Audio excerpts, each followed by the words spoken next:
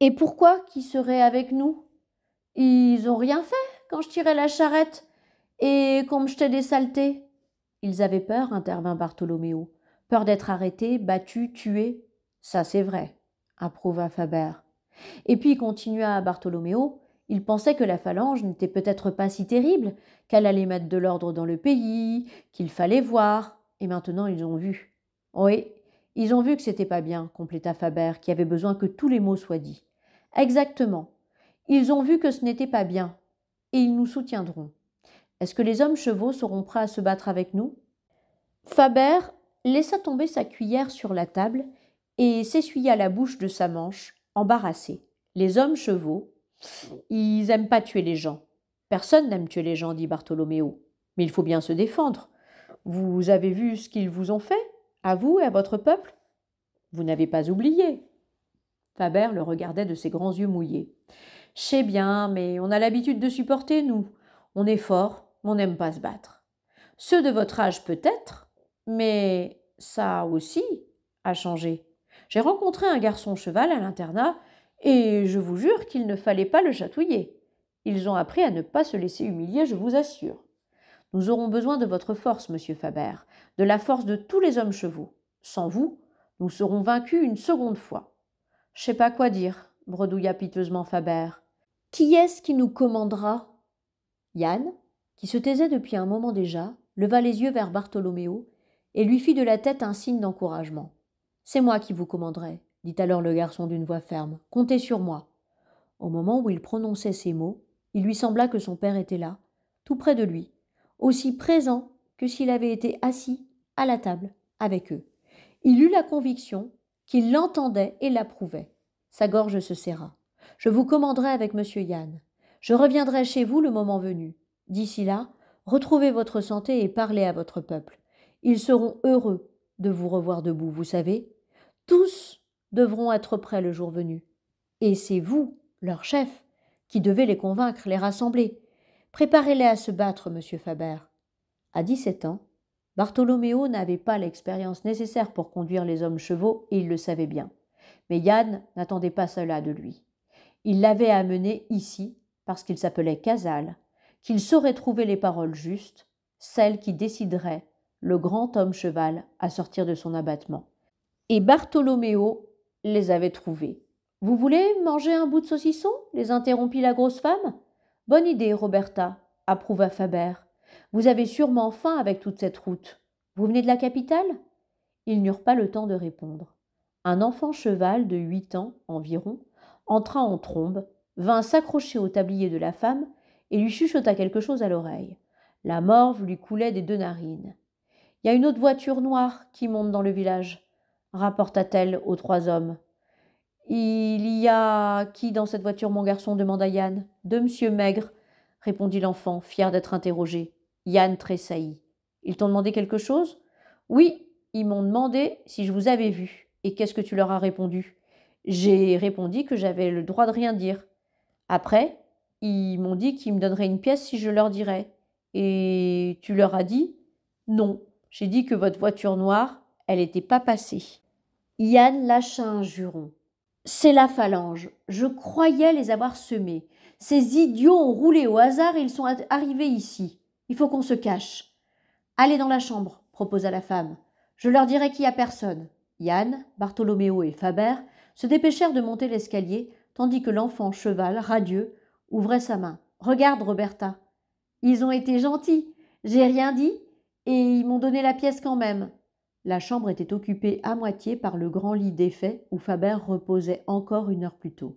Le reste du mobilier se composait d'une armoire à laquelle manquait une porte et d'une chaise à l'assise de paille, sans doute celle qu'utilisait Roberta pour veiller son mari pendant la journée. Yann alla à la fenêtre, dont il écarta prudemment les rideaux. La voiture passa à faible allure sans s'arrêter. 1 minute plus tard, elle redescendit avec la même lenteur.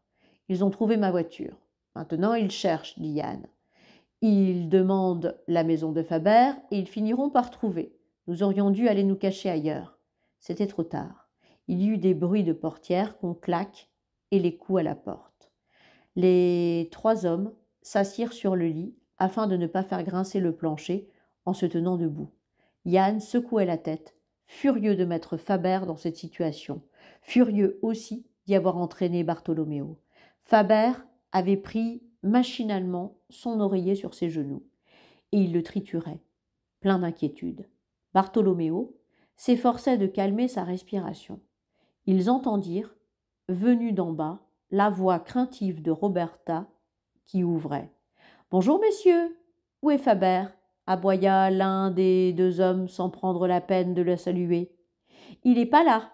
gémit la pauvre femme terrorisée. « Il est parti !» Au cri qu'elle poussa à cet instant, Faber serra les poings. L'idée qu'on maltraite sa Roberta ne lui plaisait pas du tout. « Il est là-haut ! Va le chercher !» brailla l'homme. « Là-haut » ?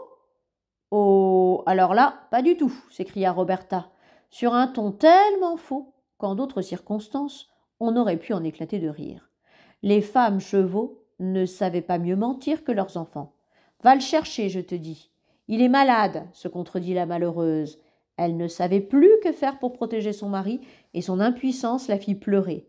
Elle monta l'escalier en sanglotant.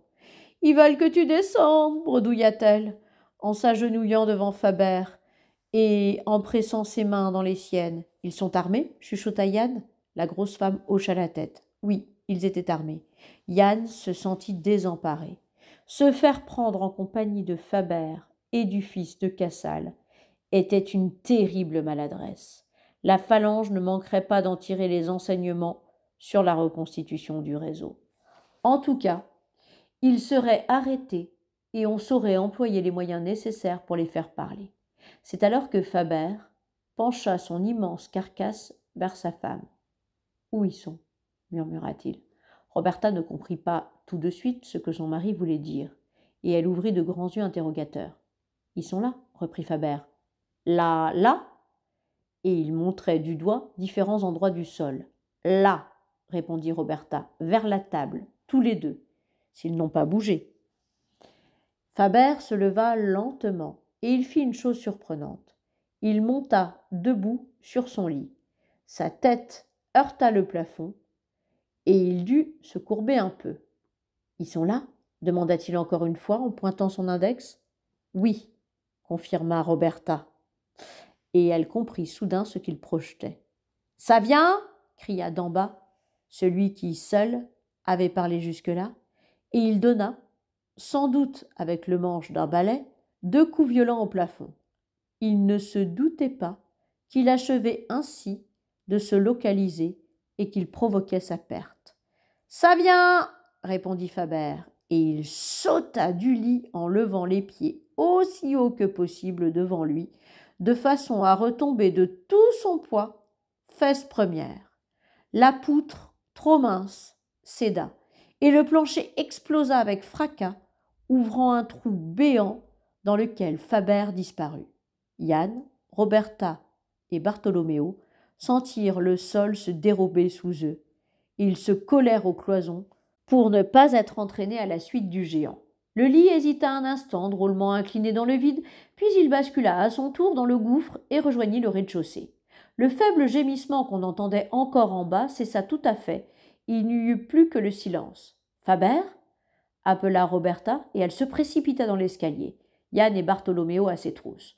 Quand ils arrivèrent, Faber s'était déjà relevé et il frictionnait avec ardeur son front, sur lequel poussait une bosse rosâtre. « Je les ai écrabouillés.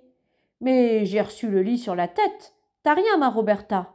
Ils t'ont pas fait de mal, au moins. » Les deux s'embrassèrent maladroitement, et c'était touchant de voir le colosse donner de petits baisers sur le front de sa femme.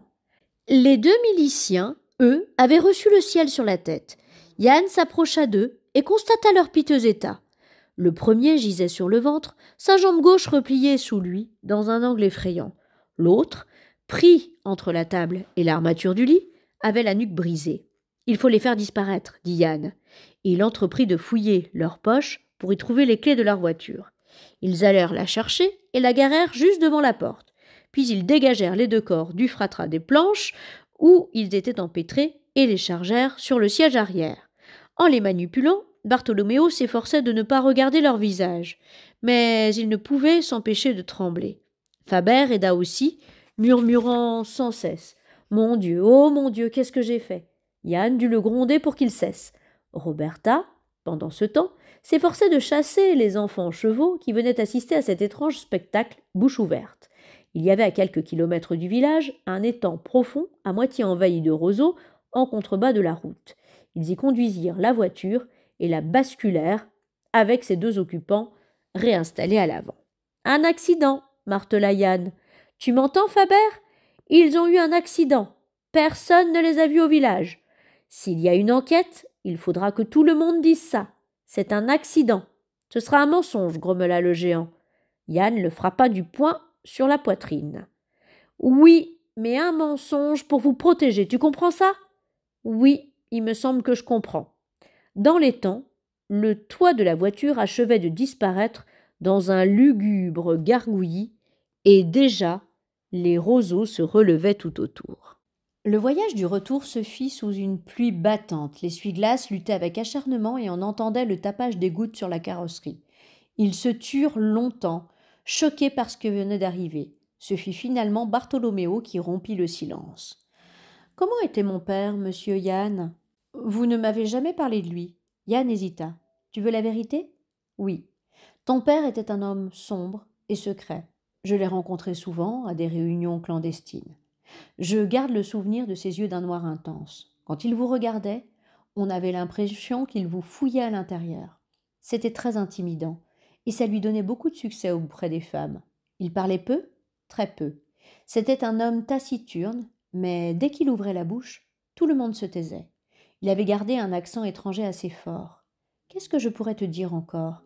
Il plaisantait rarement. Je crois qu'il y avait une grande mélancolie chez lui, une tristesse. Je ne sais pas d'où elle lui venait. Ça ne l'empêchait pas d'être dur aussi. Dur ? Oui, peut-être trop. Il n'avait aucune hésitation dès qu'on doutait de la fiabilité d'une personne. Il était partisan de l'éliminer, quitte à se tromper, et il demandait qu'on fasse la même chose avec lui si nécessaire. Il exigeait de participer à tous les coups de force, exécution de phalangistes, sabotage, opération commando pour libérer des camarades. Il prenait beaucoup de risques.